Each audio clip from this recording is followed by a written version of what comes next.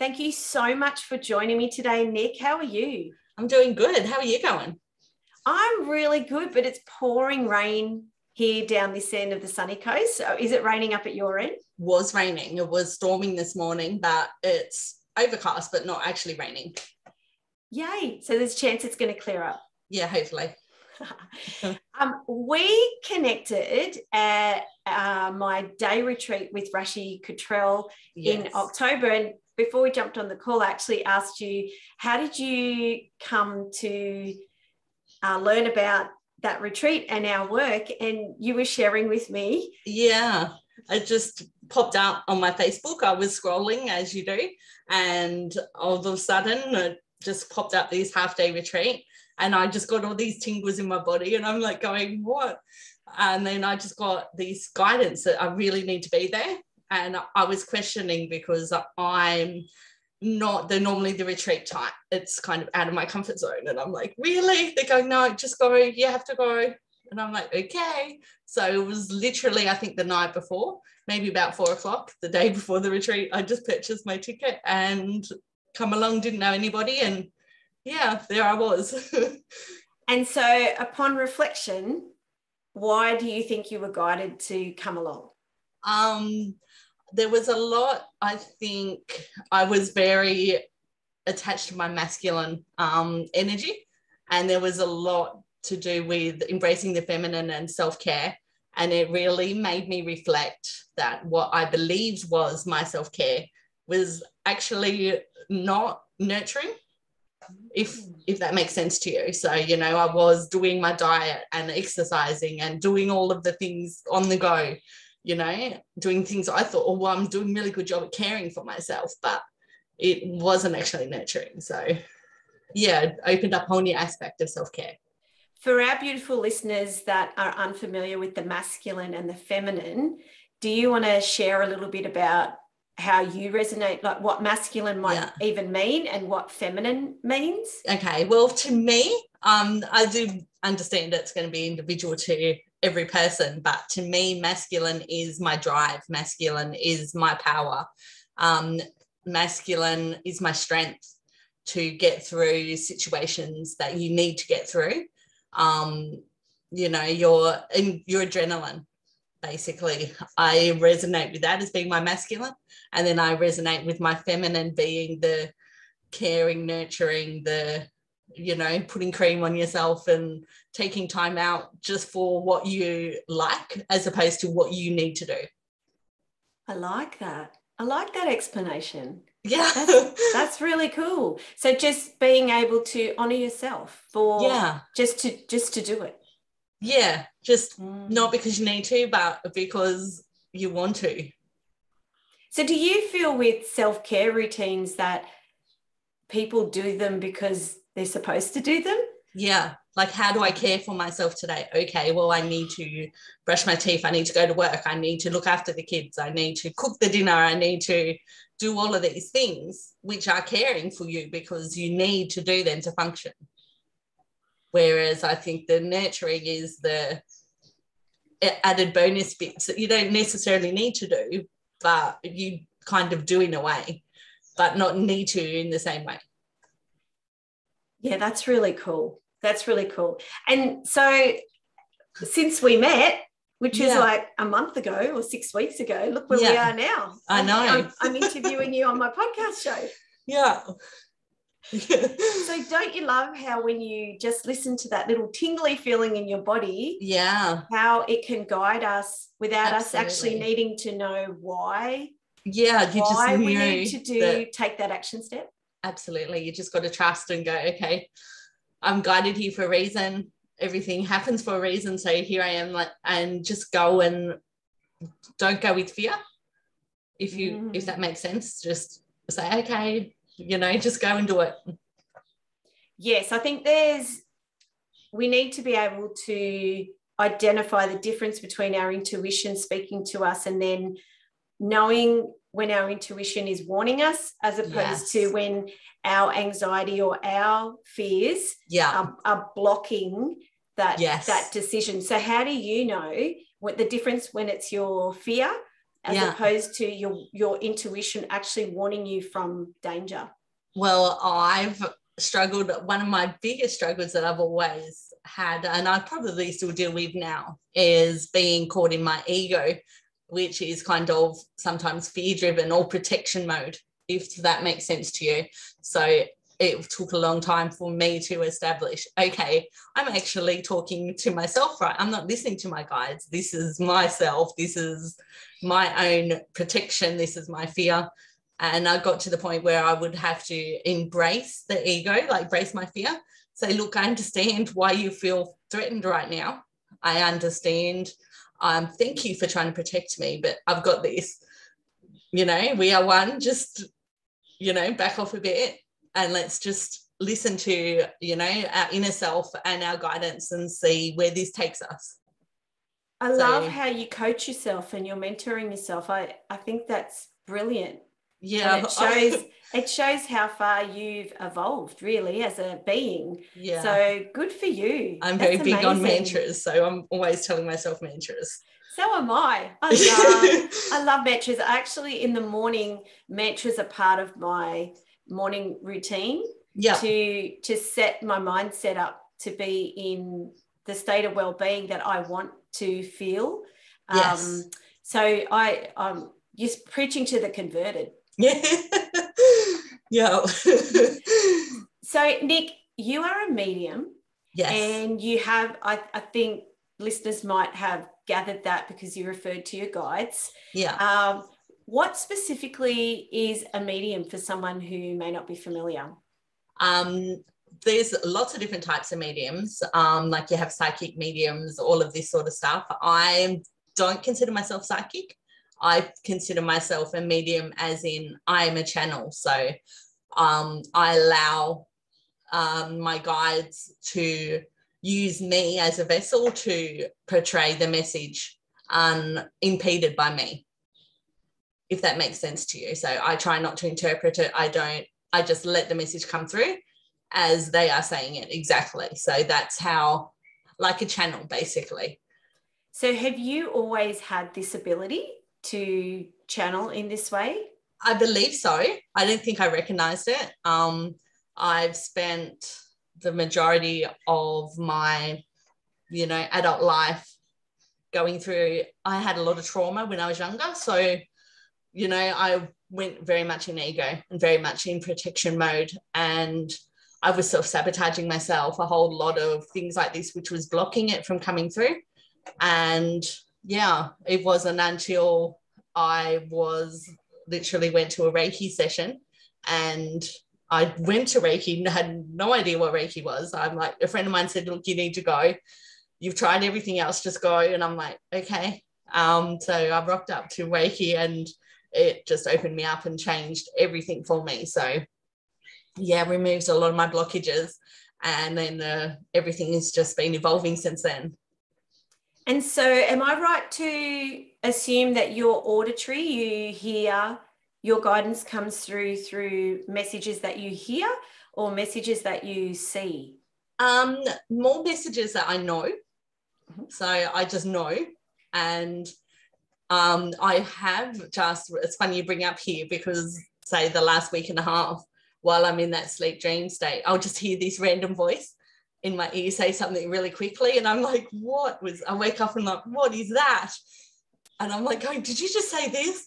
And then my guides are like, yup. And I'm like, wow, okay. But I think that there are a few. I do see a few visions as well, but my main is just knowing. I think it's claircognizance or something they call it. And yeah, it's weird to explain. It's like you just know.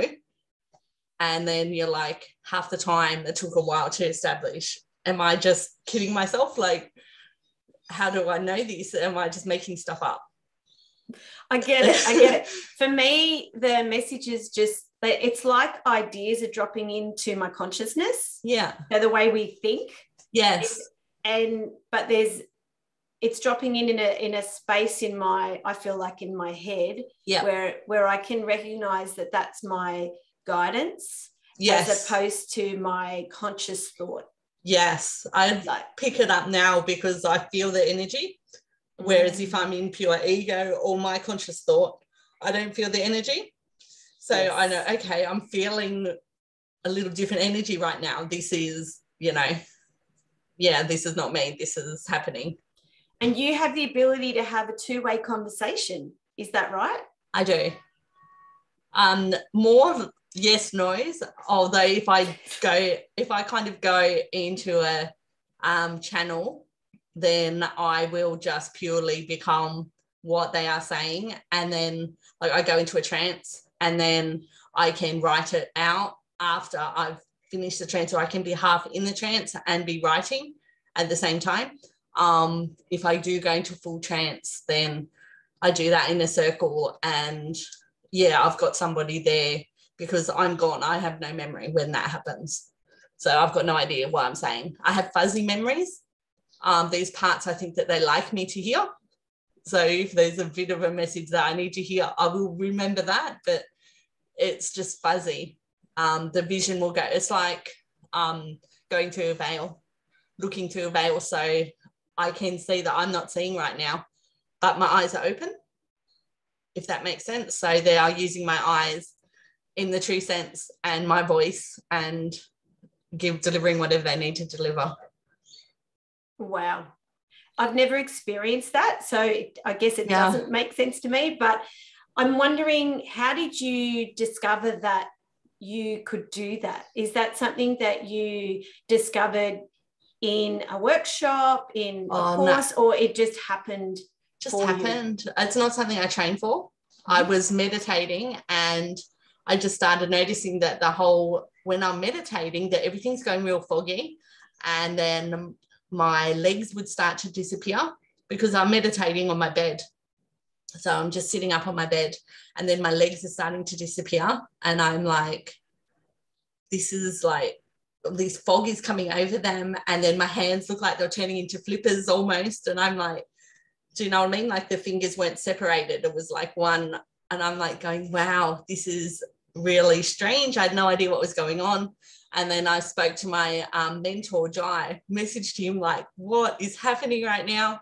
And he's like, he goes, we should do this together. He goes, we wanted to determine if this was something that was just manifesting for my experience when I was meditating, like just for me, or if this is something happening in the world like right now that is actually a thing. And it turns out it's a thing. So it just started from there. It just started from meditation. I do have some understanding of that, because when I meditate, sometimes I feel like my body ends and I feel one with the energy, the air, everything around me. So I do have... And a good way to practice too is meditating in front of the mirror. So if I meditate in front of the mirror with my eyes open, my face will change and I will see the face of my guides, and I've got like my face will change to 4 different faces. I am going to try that. So that's that happens. That's very cool. I love that. See, I'm always learning something new. Yeah. So what can someone expect for coming to see a trance medium? So most people are probably familiar with coming to see a psychic and a clairvoyant, and a lot of people don't understand the difference between psychic mediums and intuitive, a healer. They tend to kind of group us all in the one. Oh, definitely. One box. Definitely. And I think too, when people come to see me, if they're expecting me to tell them this and this is going to happen to you in the next year, it's not going to happen.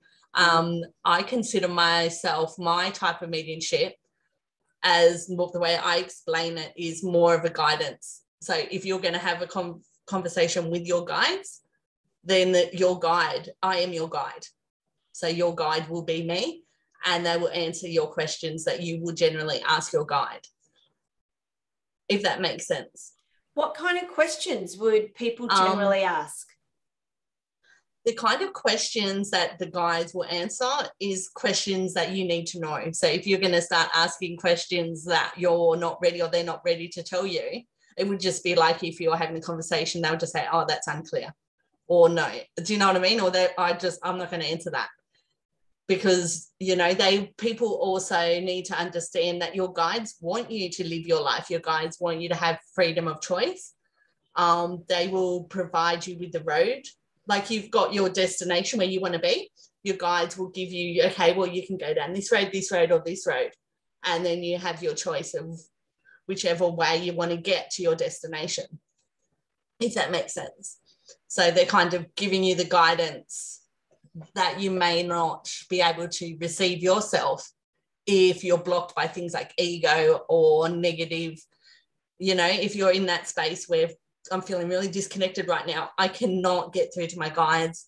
When you can't get through, you panic more, you start stressing, you get more in ego, and, you know, yeah. So I kind of look at myself as somebody who will you will get your messages from your guide while bypassing your ego. I have experienced sitting in circle with Trance Mediumship. Okay. And through my mentor, her name is Sandy Bell. Okay. And so she actually channels certain people that she works with. Ah, okay. Yep. And she knows in advance that they want to come and be channeled. Okay. And so she set up the circle in advance. Yeah. And we all came in and then we experienced her. And your voice can change, right? Yes. It takes on the persona of that person. Yes. And we all had the opportunity to ask questions. Yes. I can't remember the name. I'm pretty sure he was American Indian, but I can't remember his name. I might even have that wrong, so I apologize. Yeah. And I remember distinctly there's no emotion in the message. When you receive your message, it's very matter of fact. Yeah. And there's no touchy-feely. Yeah, my guides can be quite harsh. So when you talk about message, I'm just going to shut the door. It's raining. Hang on. Oh.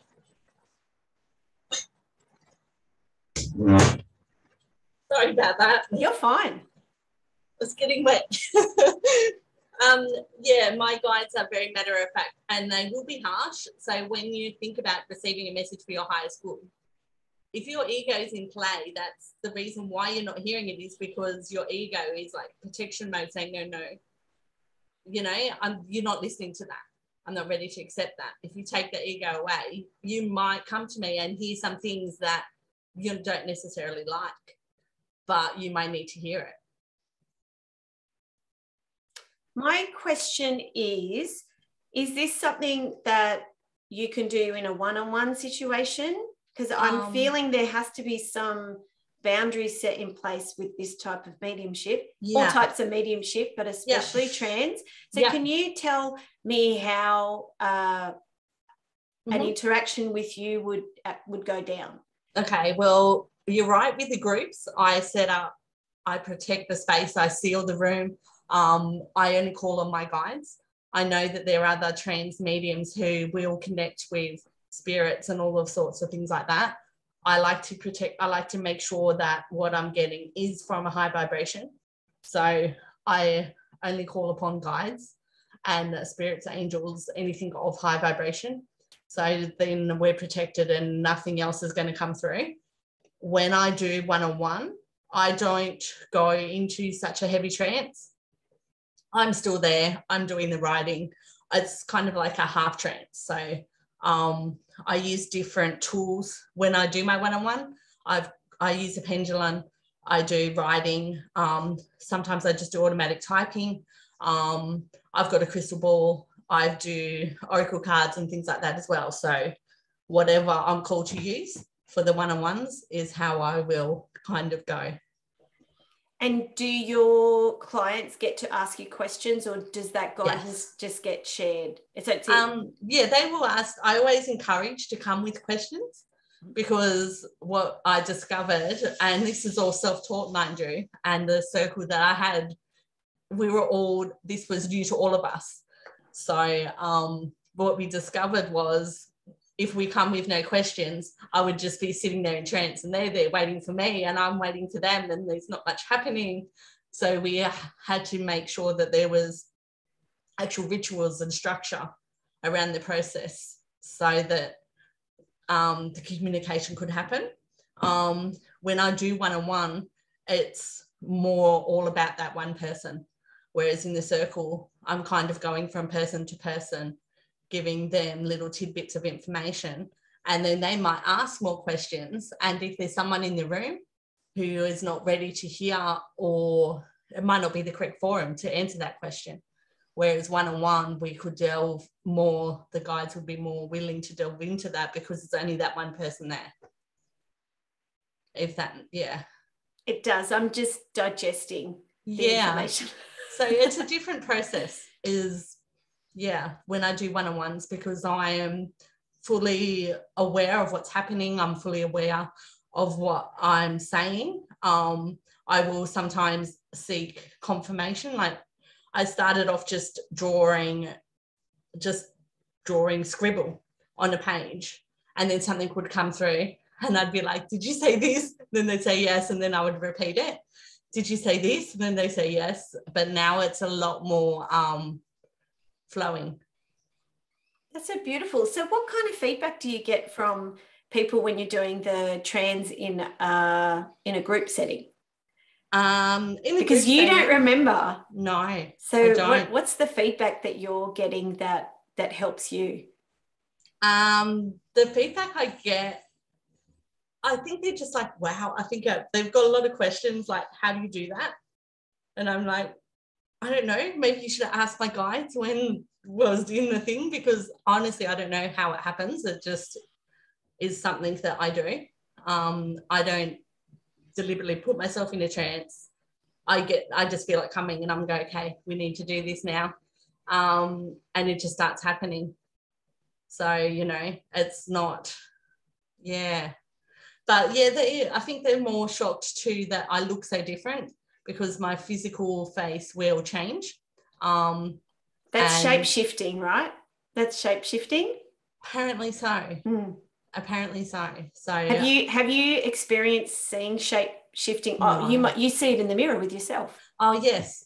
Yeah. I see it in, But you haven't seen it with other people yet? No, I haven't. And I haven't ever met anyone who does this, or I have not been involved in a circle where this is happening.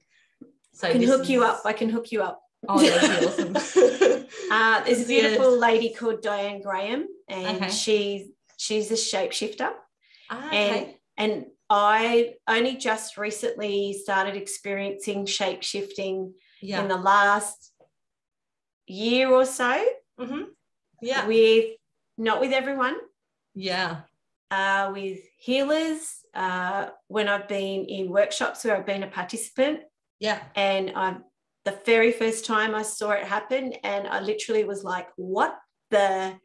I saw this lady just change into an American Indian woman. Wow. And I was like, and we were doing a group share, and in my mind I went, I'm not sharing that. Yeah. Because I didn't know what it was. Yeah. But I knew what I saw. Yeah. And so I ended up sharing one-on-one with her. Yeah.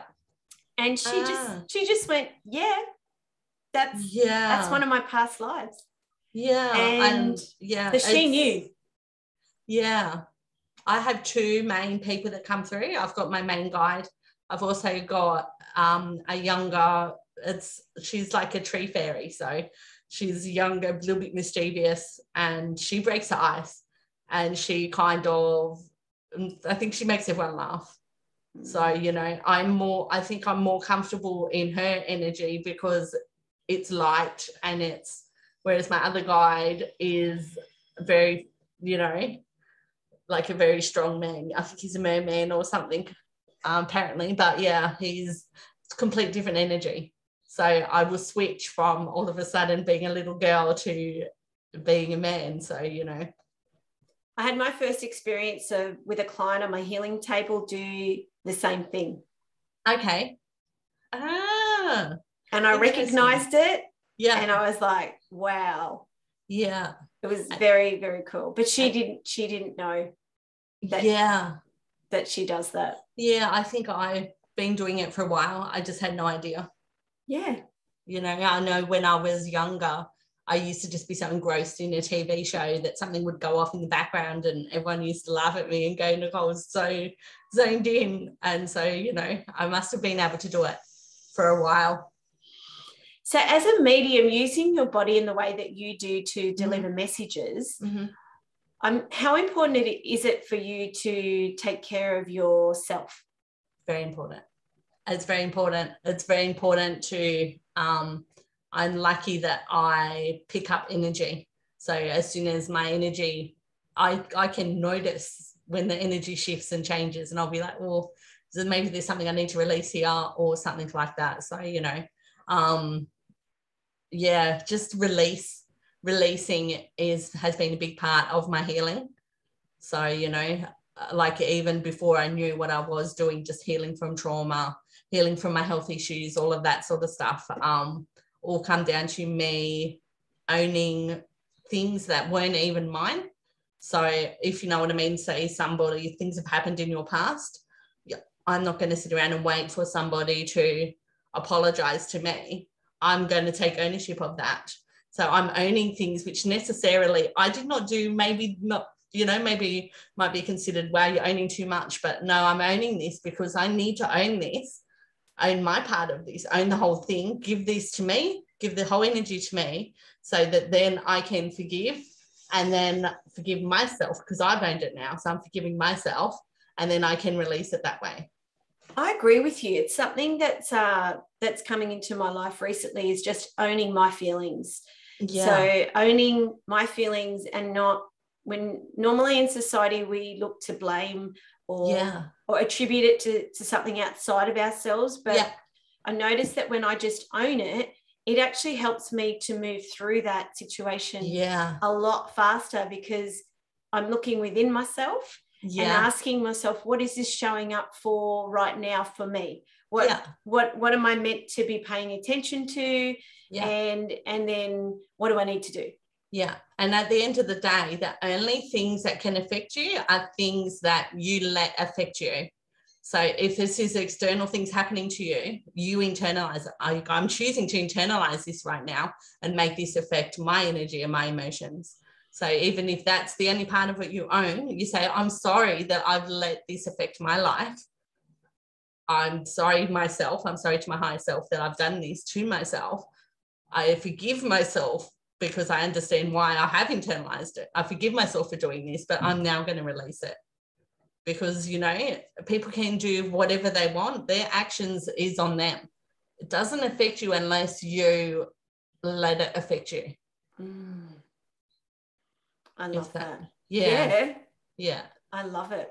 So tell me, what does your self-care rituals and routine look like for someone listening that perhaps really doesn't understand the level of self-care you need to have to be able to do this work? Well, my self-care routine is more about my health and things like that as well. I've got a lot of attributing factors, which I don't know if it had something to do with my mediumship style before I knew what it was. But I mean, I was suffering for 4 years with a neurological condition, fighting so hard to get a diagnosis. They're saying MS, then they were saying, oh, it's FND. Then were saying brain tumor, then they were saying it was this, because I didn't quite fit the box of any of these things. And as I was fighting to get this diagnosis, I'm fighting my mobility, fighting my body, because I could feel myself declining. And I was, okay, I've got to push harder, I've got to fight harder, let's work out harder. I'm doing CrossFit, I'm doing everything that I could physically do to try and stop my mobility from declining, while not understanding what was wrong. And it come to a point where I couldn't talk. I could barely put a sentence together. I was walking with a walking stick.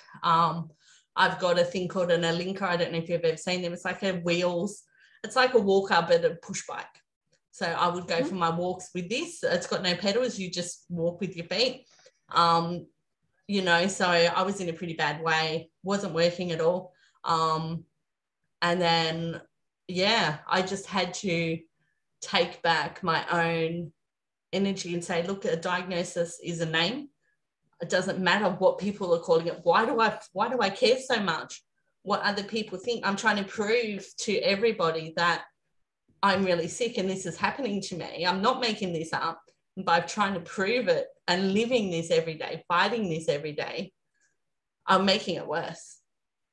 So I had to just take a step back and go, I'm not going to fight my body anymore. I'm just going to, just try and heal, take back the stress of fighting your body, and take back the stress of what is actually happening, and go, okay, what part of this am I creating? Is my energy, is my mood, is my stress about being sick making me worse? If I can take back, because I'm not quite fitting the box of any of these diseases. So if I take back what I'm contributing to my own health issues, so my own exercise routine, if I'm exercising too hard, if I'm doing all of these different things, stressing too much, I'm stuck in fight mode, I'm not relaxing, so I'm not healing. So if I can take back that and just relax so that I can heal, I will take away, and all that will be left is what is going on with my health, as opposed to what I've created around that to make my health worse. And did you do that intuitively, or did you reach out for support because that's a really, really massive turnaround? Yeah, it is. Right? I do that intuitively, but I only got to do that by doing Reiki. And so the first Reiki session that I had, it's with my mentor, who I did mention before, but the first session I had, I was that emotionally traumatized as well. I couldn't even look at him in the eye. When I talk to people, I wouldn't look at them. I was constantly sweating. I was a big stress ball. I was a big ball of stress. When we did our first Reiki session, the first half of my body, like the lower half, I didn't even feel anything. I'm like, what's happening? This is dumb. This is not working. Once it started coming up around the heart and the throat, I started feeling the energy, and I'm like, wow. And then I decided that I have to come back, because I only really got half a session, because I think I was blocking the first half because I was afraid, didn't know what I was doing, didn't know what was going on. So it was almost a year ago, I think my birthday, so December 1st, was when I had the Reiki session, which literally opened up to my intuition, and I was just able to connect in a way. I was seeing things in the clouds, like pictures in the clouds, and all of this sort of stuff was happening literally since that day. So then from there, I did a lot of self-healing, and that's where I got the intuition that, look, you need to stop. You need to release this stuff. So I literally went through every single relationship in my life, anything that had caused me trauma, had to own it and release it. So I had to do a lot of self-work of just releasing. I felt like that's all I was doing for a good couple of months. And then once I did all of that, I started getting more of an understanding about just my energy, and how much people let other people's energy control you and affect you. So, you have to release that. You have to acknowledge that maybe this is feelings I'm having right now. Maybe they're not mine. I'm going to give that back. I shouldn't be carrying that. I can empathize with you. I will let your emotions go through me, but I'm not going to attach to it, and I won't hold on to it. I will let that go, because it's not mine to hold on to. It may not be yours to hold on to either. Give it back to the universe.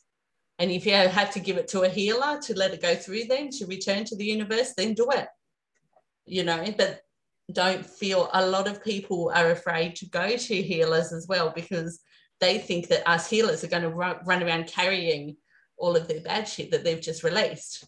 And no, it doesn't work that way. It's called a channel for a reason, goes right through. Yeah, that's right.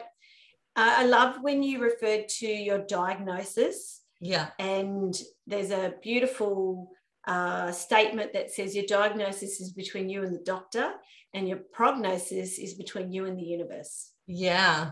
And one thing that really helped with my health was I have a really great holistic doctor. He's no longer a GP anymore. He's kind of moved more into a private practice. What's his name? Because so many people are looking for holistic doctors. Yeah, he's not, he's fully private practice though, so you have to pay like That's you okay.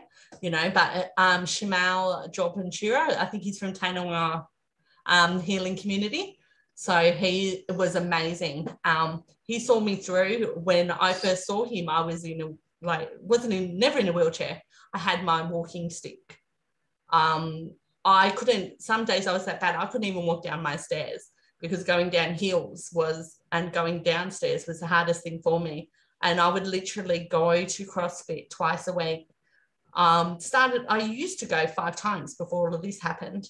I would still try and go. I would literally not be able to walk to my car because I'd push that freaking hard because I'm like, I'm not going to let this win. I'm going to freaking beat this. You know, I'm going to just keep moving these muscles. If I don't move these muscles, they're going to stop. And then because I had that mentality, it was putting more stress on the muscles, if you know what I mean. So I just had to own it and go, look, I'm never going to be able to do the splits again. I'm not going to be able to do the things that I used to be able to do. I'm okay with that because my muscles are relaxed. I'm going to do, instead of what am I going to do to fight my body, what am I going to do to calm my body, is how I had to change it. And then he turned around to me and said to me, hey, we discovered through DNA tests. So he actually went right back to my DNA and we discovered that I have an enzyme in my liver which doesn't absorb B12. So I've had chronic B12 issues my whole life. I didn't know it. Yeah, which has caused lesions on my spinal cord, which caused my neurological issues. And so as soon as I got that, I grabbed that because I'm like, oh, no, that's a diagnosis I can live with. This is not MS. This is not imaginary. Let's grab this and let's run with it. So do you know, and to this day, I still don't know. Truthfully, I don't know if it is a B12 thing or if he just said that. It might just be placebo thing, but hey, it's working.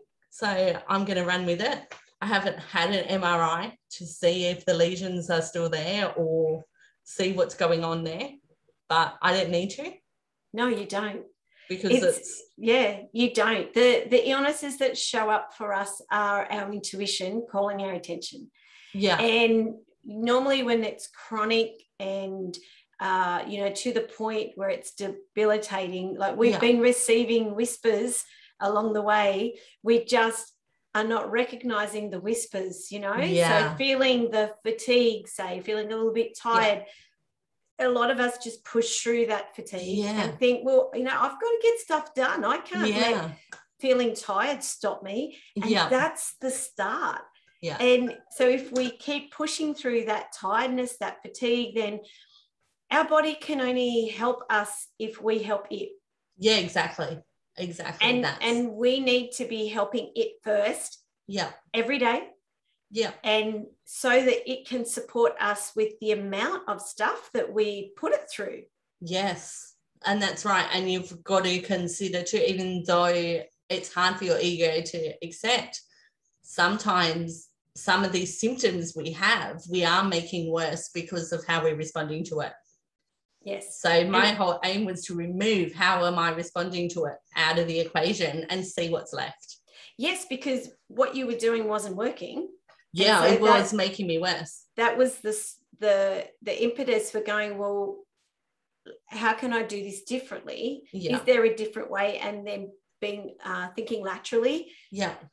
Around what are my other options? Yeah, I was literally hell-bent on running because I used to run. I used to love long-distance running. And I'm like, I'm going to run because, I'm like 43. I should still be able to run. I'm going to run. And the more I couldn't run, the more I tried to run and the more I was doing. And that's how I was so focused on these things that I couldn't do anymore. And they're making me more frustrated, making me work harder, making me push harder. And, I had to turn around and just go, I stopped pushing, I I stop pushing. I will listen to my body.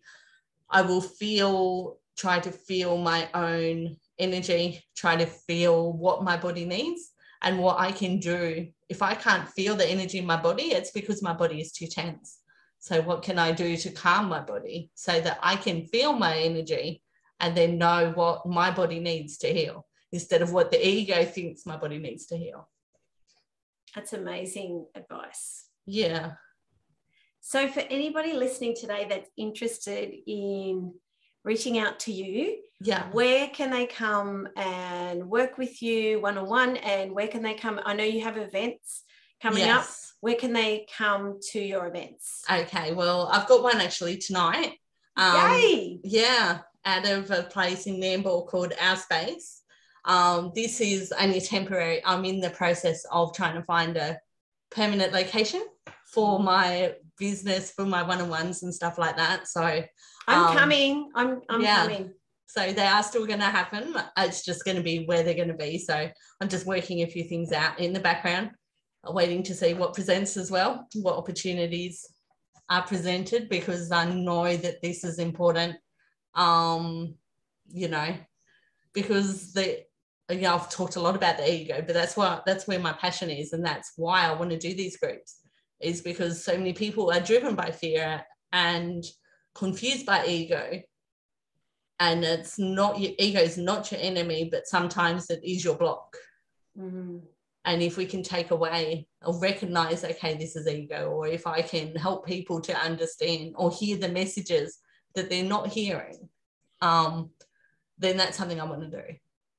And so I know that I will find a way I'll find my space, and we'll be able to go forward from there. Well, this is where you ask the universe for what it is that you're looking for. Yeah. And I believe you just have to decide that it's going to happen. Yep. You make that decision, and then you ask the universe, how can you help me to bring this into reality? You know, my guides want to talk, and I'm like, if you want me to talk, show me how, you know. And that's the feminine, right? Is letting the universe support you. Yeah, stop trying to control. Mm-hmm. That's my biggest lesson still now, is don't control, just let it go. It's not everything is yours to control. Yeah, because when we're trying to make it happen, that's us blocking it as well.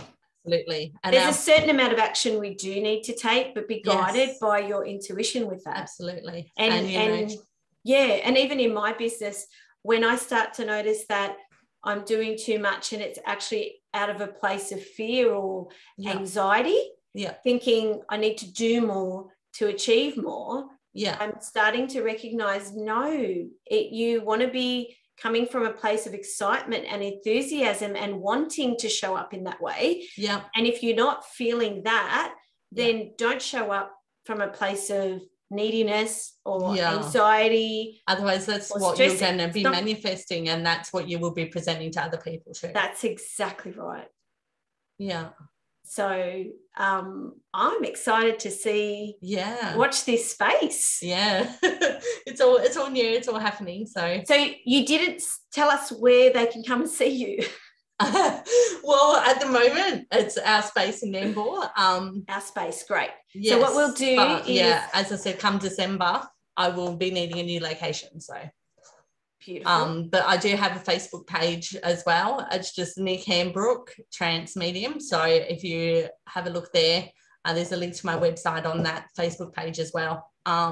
So you will find out where I will be doing my one-on-ones come December. And also I can come to you as well. Yay! That's actually what I was thinking. Yeah, I can be completely mobile. So, I'm interested in that. Yeah. So it's going to be good. So thank you so much, Nic, for reaching out to me. We actually connected at my Chakra Dance Circle recently. Yeah. And I felt called, because we had a lot of healers in the room, and I felt called to ask people. And then I shared, if you would like to be on my podcast, because it's really important for me that we support each other. Yeah. Especially locally. Yeah. And because all the work that we do individually, collectively, is helping our world to heal. Absolutely. And And, you know, you and I both have our own unique flavor of healing. Yeah. And I believe that you go to whatever's calling you, whatever excites you, whatever piques your curiosity. Yeah. Just follow that train of thought or feeling. Yeah, and you'll always be led to the right way. Yeah, absolutely. Absolutely. And it's important to learn for yourself, because particularly with my type of mediumship, there is a lot of misconceptions. People think that trance medium and physical mediumship, all of that sort of thing, is all shadow work and all, do you know what I mean? And seances is all bad and it's all, you know, and it's not, it doesn't always have to be. You know, there are aspects which it could be that way, but, you know, I just want to be a voice that says that, you know, it's not all bad. You know, even like shape-shifting, things like that, people are like, no, this is bad, you shouldn't be doing this. And I'm like, if it's done in the protected and, you know, comes from a high light and things like that, then you're only going to get the, you know, you're only going to get high vibrational you only receive outcomes. the light. That's right. And I share that with my clients too, in that if you take care of yourself, and it really is about taking care of your energy. Yes. And if you maintain your diet, high energy levels, and nutrition is a component of that. There's different areas of well-being which I feel are very important that support our energy levels, and that social well-being, spiritual, absolutely. mental, emotional, meditation is so physical, important. and spiritual. So if you're taking care of yourself across those 6 areas, then you are going to maintain a high vibration. Absolutely. And you're only going to attract where you're vibrating at. Absolutely. You're divinely protected by your vibration. Yes, always. So I love that you point to that. Which is really cool. And I only ever attract high vibe people. So that, you know, that's something that I've decided. And if you're maintaining your own high vibration and releasing all of the negative vibration, thank you for the lesson. You can go now, like, you know, thanks. And everything else just gets repelled because absolutely. But you need to be grateful too for every lesson, even if it is hard. You've got to say thank you for showing me that, you know. I think I started off doing that. I think it's what's it called? Ho'oponopono or something. Yes. Yeah. Please forgive me. Thank you. I love you. I love you. Yeah. I'm sorry. Please forgive me. I thank you. I love you. I have a beautiful version of that on my Spotify playlist. So I'll add that to the links of the show notes if anyone's interested. That's how I started releasing. Oh, wow. Yeah. Wow. Thank you so much, Nic. I really love this chat. I've loved our chat.